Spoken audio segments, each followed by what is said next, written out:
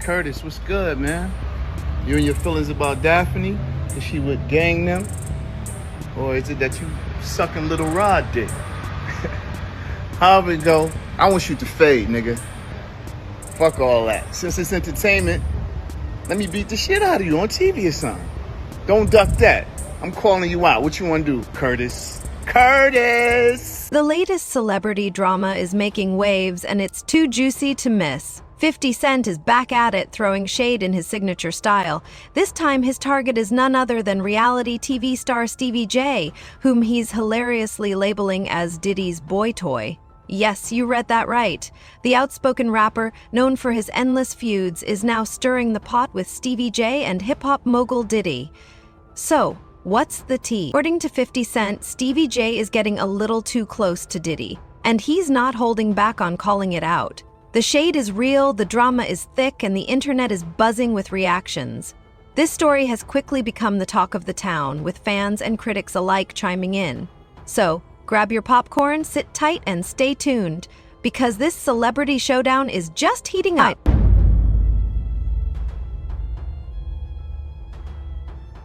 Do you think Diddy can come back from this? Because a lot of people saying it's over for him.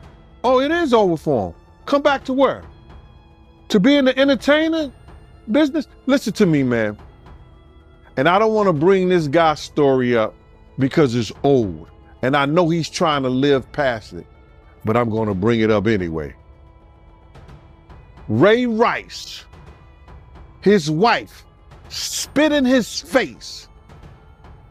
And he did what he did on that elevator.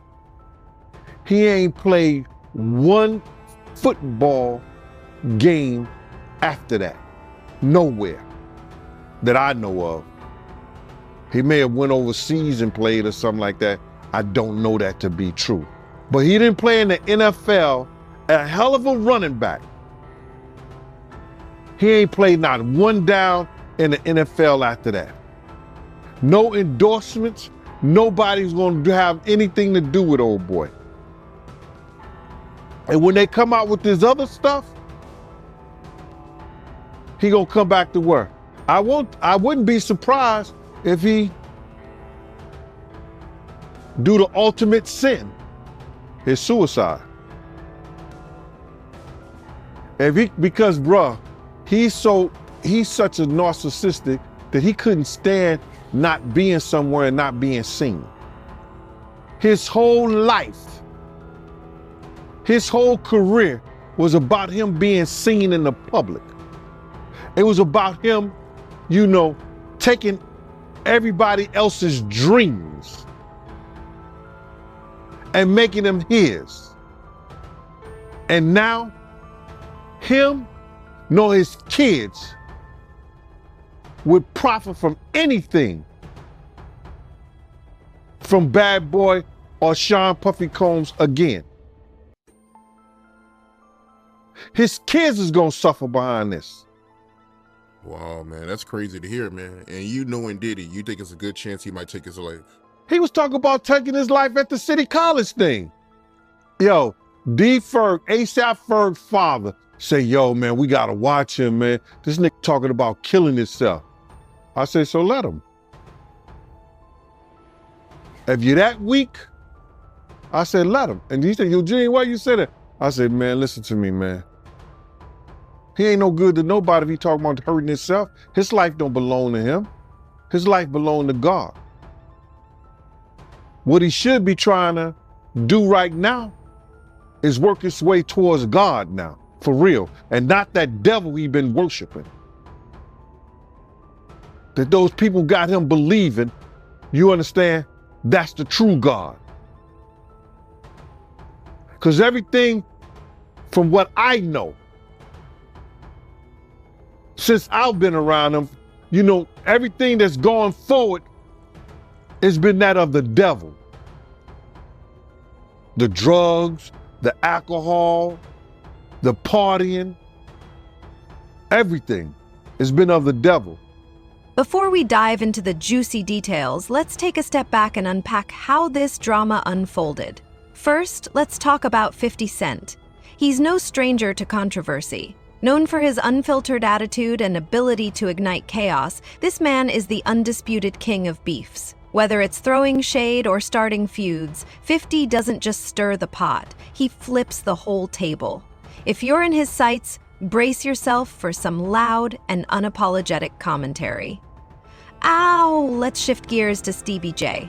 He and Diddy share a long history, spanning years of working together on various projects. Their connection runs deep, and while it's often chalked up to friendship, some whispers in the streets suggest there might be more to the story. Rumors are swirling, but nothing concrete, just a lot of speculation fueling the fire. As for the tension between 50 Cent and Stevie J, it's not exactly new. These two have never been best buds, and their clashing personalities and oversized egos have created a slow-burning rivalry. Whether it's professional jealousy or just a natural clash, the friction's been bubbling under the surface for some time. Recently, 50 Cent decided it was time to turn up the heat. Taking his usual unfiltered approach, he publicly went after Stevie J, calling him Diddy's boy toy and holding nothing back. The internet exploded with reactions, and the streets are buzzing with all the messy details. Now, the big question is, where does this leave Stevie J and Diddy's dynamic? And how will Stevie respond to 50 Cent's brutal remarks? One thing's for sure, this drama is far from over, and it's only getting messier. Buckle up, because the tea is spilling everywhere. Yeah, we're gonna see, man. We're gonna see what they got. But speaking of the raid, right? Did you see that viral video of Diddy? He was seen in Miami with Stevie J after the raid. You seen that video? Yeah, I seen it. What you think about that? Well, I go way back when Stevie J first came to Bad Boy, after they left Uptown Records and everything like that. And Stevie J and Puff fell out real bad over, it could have been producer credits and the whole 9 yards. But Stevie J didn't F with him until Love and Hip Hop.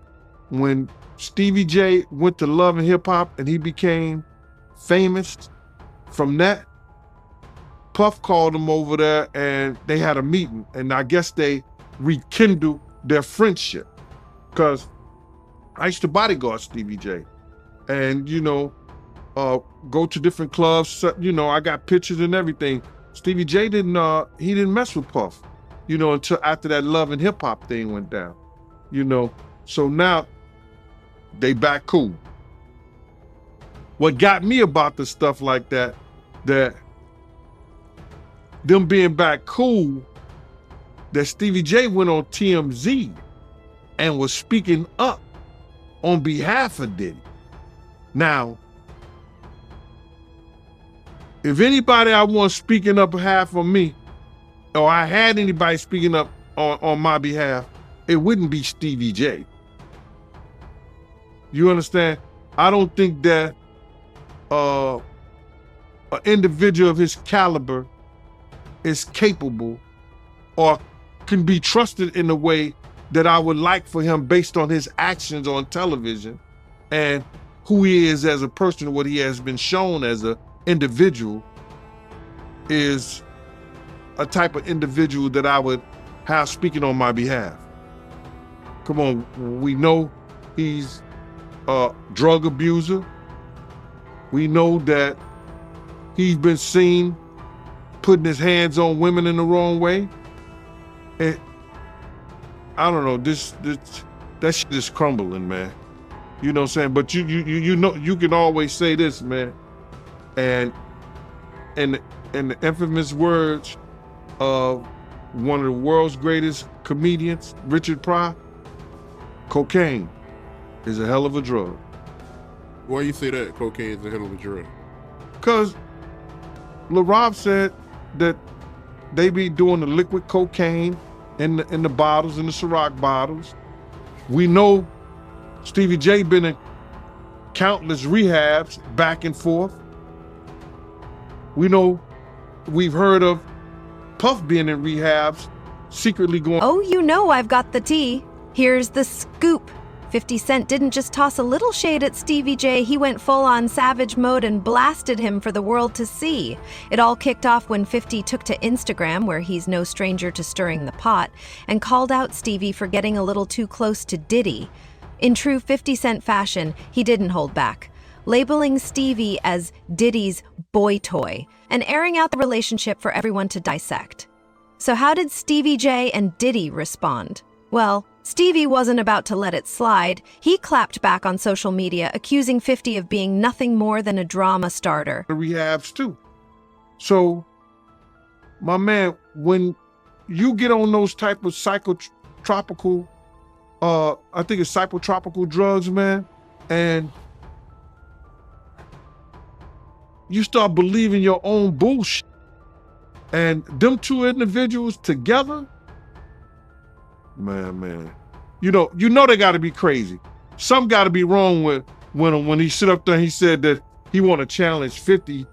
And I don't know much about that clout shit. Him challenging 50 to a fight, and we seen how 50 Cent, we seen how Stevie J fight on Love and Hip Hop and all that other bullshit. Him, Scrappy, him, this other cat. My man, there's no way. There's no way. He don't want it with 50, bro. That's if that ain't cocaine, the Pope ain't Catholic. So you feel like 50 Cent would give Stevie J that work? It wouldn't even be a job. 50 Cent will whoop. 50 Cent will whoop niggas like Stevie J on the way to a real fight. You seen 50 fight before? I ain't never seen 50 fight. I seen some tapes of him get down on that end, but I never seen him fight in person. But I know the demeanor of a man. I was with 50 Cent on a couple of occasions, and one occasion, it was just me and 50 and about probably 6 other dudes that didn't want to get out the car because he was ready to get down. And you could see it in him. You could see he got it in him like that. I'm looking at him. I wrote this shit about this shit in my book. 50 ain't back, he don't back down, bro. And you could see when you know a dude is about it, and got it in him, you could see it in his eye. You could see it in the way he carry himself. You see how he threw his own man in the bushes, Tony Yayo. They got tapes on 50 getting down boxing. I've seen tapes on him. You know what I'm saying? I've never seen him in person, you know, as far as fighting. I've been with him in person, but he got it in him, bro. But yeah, that caught me by surprise because I always knew that Stevie J, he did production for Bad Boy, but I never knew him and Diddy was that close until, you know, as of late, you know, since the raid. So. Yo, they was close. Bro, Stevie J and Puff was like pots and pans back in the day. I don't know what happened between them, but something happened on the producing credit side that Stevie J stopped effing with him. And, Stevie wasn't dealing with him at all. He was just doing more stuff for Jodeci than he was Bad Boy. Didn't hold back in his post, calling Stevie J Diddy's boy toy and even claiming Diddy was playing him. He didn't stop there. 50 also mocked Stevie's fashion, saying he dressed like a clown and needed to develop his own style. The language was harsh, full of sarcasm and mockery, showing 50's complete lack of respect for Stevie and making sure everyone knew it. Well, it came out, because Cassie sued him. He settled 24 hours. Whoa! But now I heard she's cooperating with the feds. She's a civilian. What do you expect? Right, well, what's interesting, I actually looked this up, because I'm sure when they settled the lawsuit, she signed an NDA, saying she's not gonna write a book, she's not gonna do a documentary, whatever else, When the feds come, that's probably all out the window. Well, yeah, here's the thing, an NDA is a private agreement. Yeah, a but criminal the feds... case supersedes that. Yeah. So she could be compelled to take the stand, and she could basically throw that NDA out the window on the stand. Of course, and she's a civilian, and it is what it is. And yo, let me tell you something. God got his ways of humbling people. Yeah. You could be right here, and the next day they all laughing at you. We're public property. That's what I learned. When I seen Fifth down there, yo, we public property. You can say whatever you want to say. So it's public property. You walking on the eggshells, my nigga. Whoever you are. And if you a black billionaire, come on. It's over. It's over. It's looking bad out here for As Diddy. for Looking niggas, bad. as for niggas taking up for 50, like 50, 50 been not fucking with Diddy for his reasons. Like niggas be saying little funny shit behind the scenes, and you know, G-Unit spies is everywhere. What G-Unit spy, that's when G-Unit spies is everywhere, bro. Okay, because I remember one of the funniest Drink Champs ever was when 50 was on there, and he said that he met up with Diddy, and Diddy offered to take him shopping. Yeah, you can't tell a nigga from New That's York. crazy. No, you can't tell a That's crazy. nigga from New York no shit like that. Let's be real. He's like, oh, he's like, I'm a bad bitch or something? I got you let me take me shopping? You gotta understand, Fifth been like that since the beginning of time. When he used to come to the block, he was the nigga like, oh shit, boo boo coming. Yeah. Like, oh man, this nigga, some shit is about to start. That's who he is. And as for niggas saying they want fades and all that, like, I don't know what niggas think. We've been talking about Stevie J. No, Stevie J but like wants to Stevie fight J, 50. I don't like to talk about these dudes, cause like Benzino and them, I don't look at it as real street shit. Yeah. Like when you beef, like I said, with a Entertainment, with man. like It's all a entertainment, man. with like a henchman or a fucking a world or any of these type Fat of Joe? niggas. Yeah, or Fat Joe, you know, he's street. Yeah. But like a Benzino, like years ago, we ran down on Benzino in Miami. We ran down on him like, yo, don't put us in the Source magazine. Cause he was so obsessed with Eminem's success, and G-Unit was the shit at the time, and niggas was just, it always been a hate thing cause we signed with Eminem. Why? It's the nigga that put me on. I don't give a fuck what color he is. That's just me. You understand what I'm saying? And like I said, nobody owed me nothing. I'm just the type of nigga that just be like, yo, you know what? I appreciate what niggas did. Niggas got me out the hood. Niggas got houses. We went to 103 places. We went on tour for 103 dates. The third, 50 has the 6 months, nigga. third biggest grossing tour in the world. Hip hop. The internet exploded when 50 Cent made those bold statements. Fans were shocked, and the media couldn't get enough of the drama. Twitter blew up with reactions. Some supported 50, while others defended Stevie J. The big question on everyone's mind was how Stevie J and Diddy would respond. Would they clap back at 50 or ignore the drama? All eyes were on them, waiting to see how they'd handle it. Ever. I actually looked this up. I have this in my notes. It's about to be the second. All the numbers ain't even in yet. I think it's the second most gross. No, right. I should actually be looked the at the second. numbers. You guys made $123 million on that tour. Number 2 was Drake. It was all Blur tour, $189 million. And number 1 was Jay-Z and Beyonce on the Run, $253 million. Okay. A lot of money though. Yeah, 50 is A lot of money. 50 is Crazy. a marketing genius, and we had fun on that road. We went to all kinds of places. We went to Paris. We went to Dubai. Bahrain, We went to shout to Abu Dhabi. Thailand. Shout to Bahrain, Thailand. Man, all over, Yo, and man. those experiences. Mumbai, India. And look, you gotta understand, me and 50 was always Murder fans. You know what I'm saying? So Murder is like, when we on the road, it be me, Murder, and our man Light. Shout out to Light. Like, They call us the Three Amigos. So like, a lot of shit happens on tour. Like as for production, you know, they gotta wake up 5 in the morning, build a stage. Like people be, it's long doing these tours. You ain't seen your kid, you ain't seen your Definitely, wife. definitely. You know what I'm saying? So a lot of shit happens on tour behind the scenes, and it's understanding because while we're laying in our Armani hotel beds, somebody's building the stage. So we the type that when we around, it's the Three Amigos. We go, we find our bud in whatever country we at, London, Paris, you know, wherever we at, except for like Tour Abu life is Dhabi and all that. crazy, yeah. You know what I'm saying? We go wherever we at, we find our bud. We got our dressing room. We chill in the cut. Look, cause 50 tells us, yo, I only need you. Look, we could be back in the hood, or we could be having jobs. All I need is 2 hours of your time, and we make 6 figures. That's a fact. 2 hours of your time. People were speculating whether 50 Cent's harsh remarks would end Steve J and Diddy's friendship, or if it was just a temporary bump in the road. One thing was clear, though. This feud was far from over. The streets were buzzing, the drama was intense, and the fallout was just starting.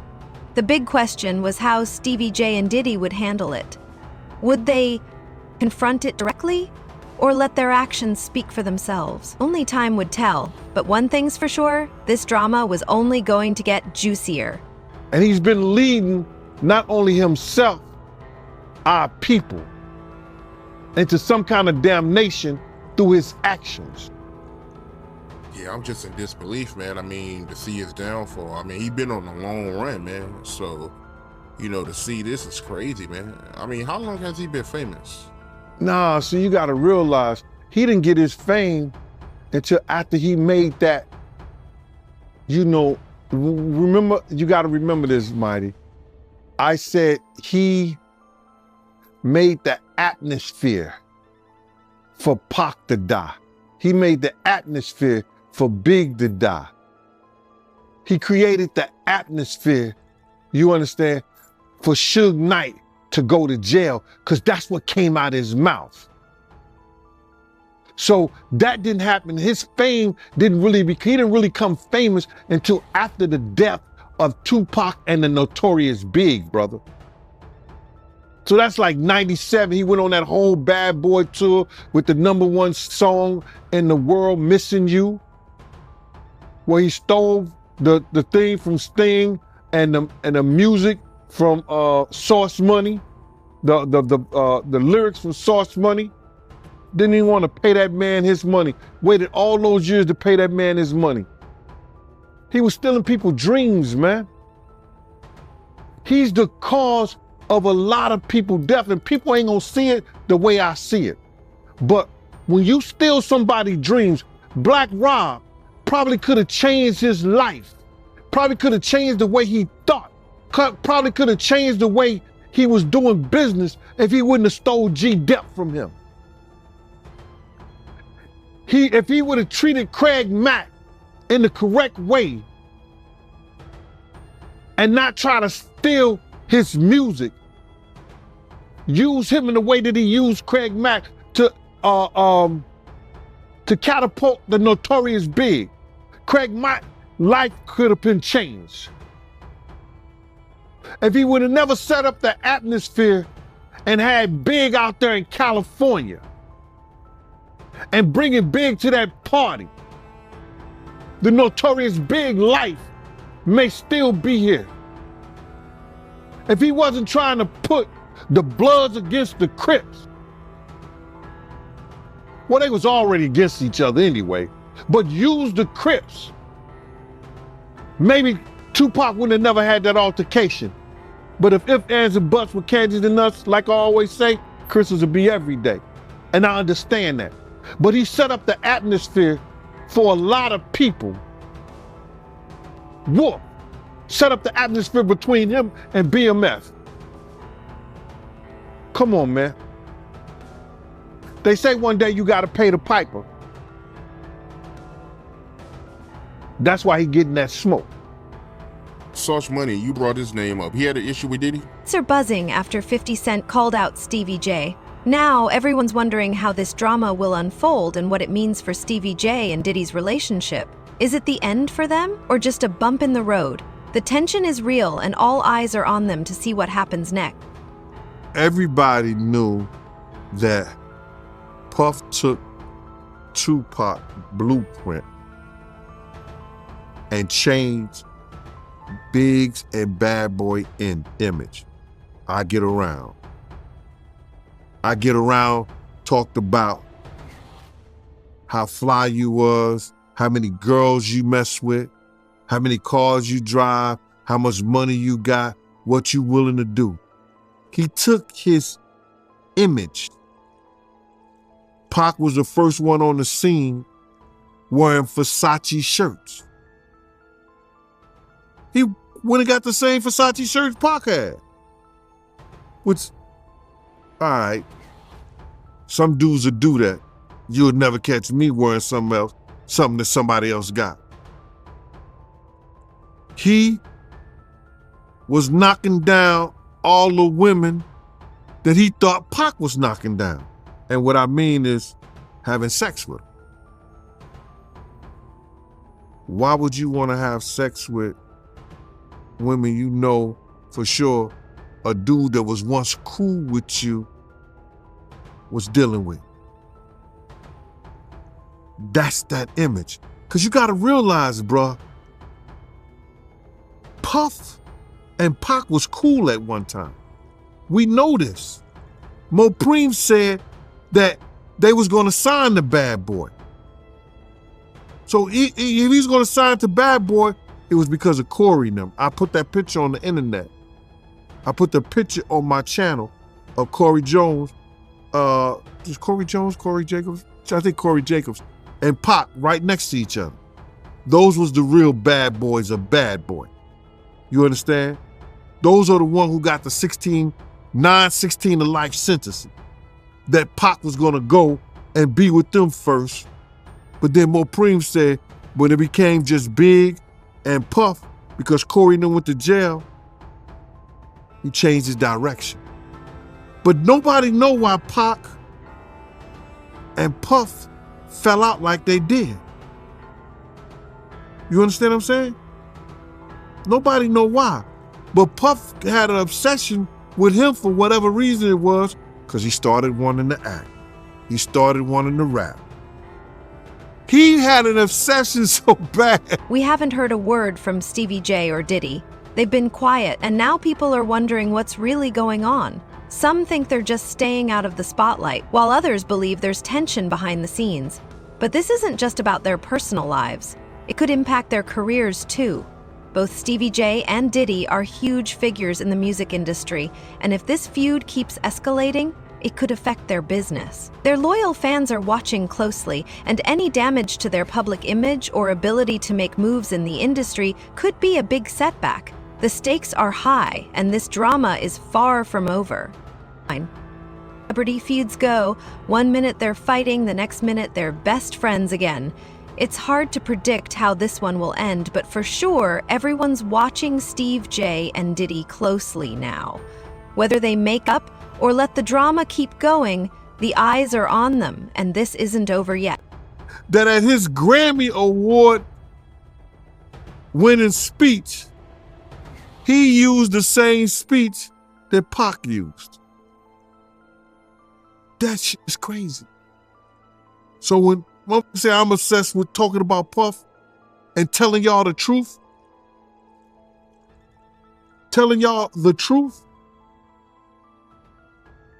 who's obsessed with who? Pac had Sarah before Puff. Allegedly he had Sally before Puff. And Kim had an obsession or liked Pac so much, she on the red carpet with Tupac's shirt on.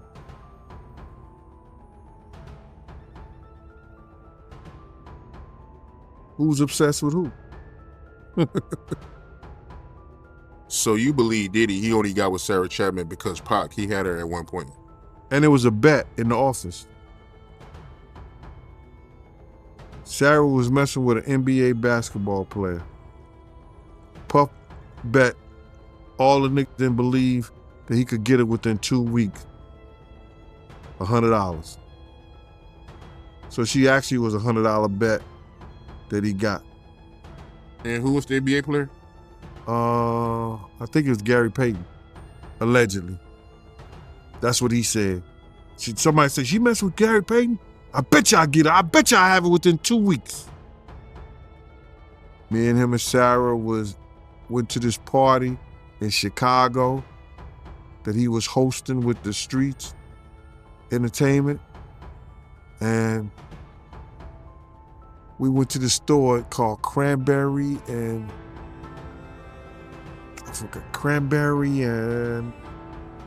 it's one of those stores like you get fragrance and you get candles, colognes and stuff like that. It's called Cranberry and something. And from that point on, yeah. But you gotta realize, Misa and Kim was friends. Misa and Kim was friends. He started dealing with Kim. over Misha. Kim and Sarah was friends. I mean, hand to hand, pots and pans. They was close.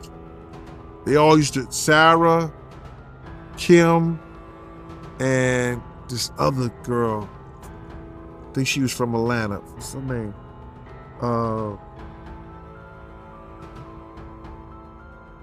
It missed me right now. But they all used to hang together. So then he went from Kim to Sarah. He liked to do the friend thing. Looked like that.